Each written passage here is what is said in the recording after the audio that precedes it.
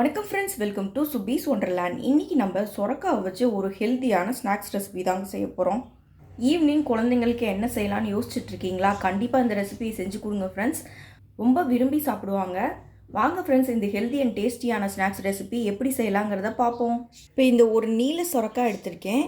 இதில் ஃபஸ்ட்டு தோலை நல்லா சீவிட்டு உள்ளே இருக்க அந்த சென்டர் பார்ட்டையும் ரிமூவ் பண்ணிவிட்டு நல்லா துருவி எடுத்துகிட்டு வந்துக்குவோம். இப்போ சொரக்காவை கேரட் துருவுற மாதிரி நல்லா துருவி ஒரு 10 நிமிஷம் தனியாக எடுத்து வச்சுருந்தேன். அதில் லைட்டாக தண்ணி விட்டுச்சு. அந்த தண்ணியை மட்டும் ரிமூவ் பண்ணிவிட்டு இப்போ ஒரு பவுலில் இந்த சொரக்காய் துருவலை ஆட் பண்ணியிருக்கேன். இதில் ஒரு பெரிய வெங்காயத்தை சின்ன சின்னதாக கட் பண்ணி ஆட் பண்ணிக்கிறேன். இதிலே 2 பச்சை மிளகாய் கட் பண்ணி ஆட் பண்ணிக்கிறேன். இப்போ கொத்தமல்லி இலையை பொடி பொடியாக கட் பண்ணி ஆட் பண்ணிக்கிறேன். இதிலே 1 டீஸ்பூன் அளவுக்கு இஞ்சி பூண்டு பேஸ்ட் ஆட் பண்ணிக்கிறேன். அதே போல் மிளகாய் தூள் ஒரு அரை டீஸ்பூன் அளவுக்கு ஆட் பண்ணிக்கிறேன். கரம் மசாலா அரை டீஸ்பூன் அளவுக்கு ஆட் பண்ணிக்கிறேன். மஞ்சள் தூள் 1/4 டீஸ்பூன் அளவுக்கு ஆட் பண்ணிக்கிறேன். இப்போ தேவையான அளவு உப்பு ஆட் பண்ணிக்கிறேன். 1 ஸ்பூன் அளவுக்கு அரிசி மாவு ஆட் பண்ணிக்கிறேன். இப்போ அரை கப் அளவுக்கு கடலை மாவு ஆட் பண்ணிக்கிறேன். கடலை மாவு கொஞ்சம் இருந்தால் போதும், ரொம்ப அதிகமாக போட்டிங்கன்னா அந்த கடலை மாவோட ஸ்மெல் தான் அதிகமாக வரும். இது எல்லாத்தையும் நல்லா மசிச்சு எடுத்துக்கலாம். இப்போ தண்ணி எதுவும் சேர்க்காமல் இதை நல்லா பிசைஞ்சு எடுத்துக்கலாம். பாருங்கள், நல்லா இந்த மாதிரி பிசைஞ்சு எடுத்துக்கணும்.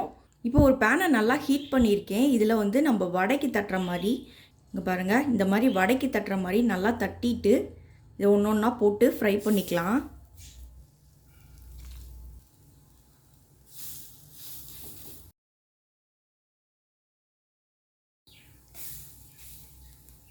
இப்போ லைட்டாக எண்ணெய் அப்ளை பண்ணிக்கிறேன். ஓரளவுக்கு நல்லா ஃப்ரை ஆனதுக்கப்புறம் திருப்பிக்குவோம்.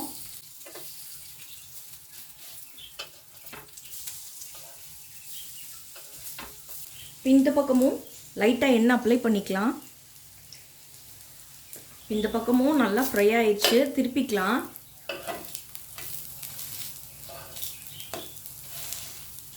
இந்த சைட்ஸும் நல்லா வெந்து வரணும், அந்தளவுக்கு நல்லா வேக வச்சு எடுத்துக்கோங்க.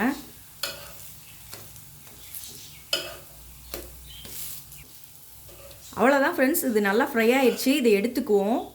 இதே மாதிரி எல்லாத்தையும் ஃப்ரை பண்ணி எடுத்துகிட்டு வந்துக்கிறேன். அவ்வளோதாங்க, நமக்கு ரொம்பவே ஹெல்த்தி அண்ட் டேஸ்டியான ஸ்நாக்ஸ் ரெசிபி சூப்பராக ரெடி ஆயிடுச்சு.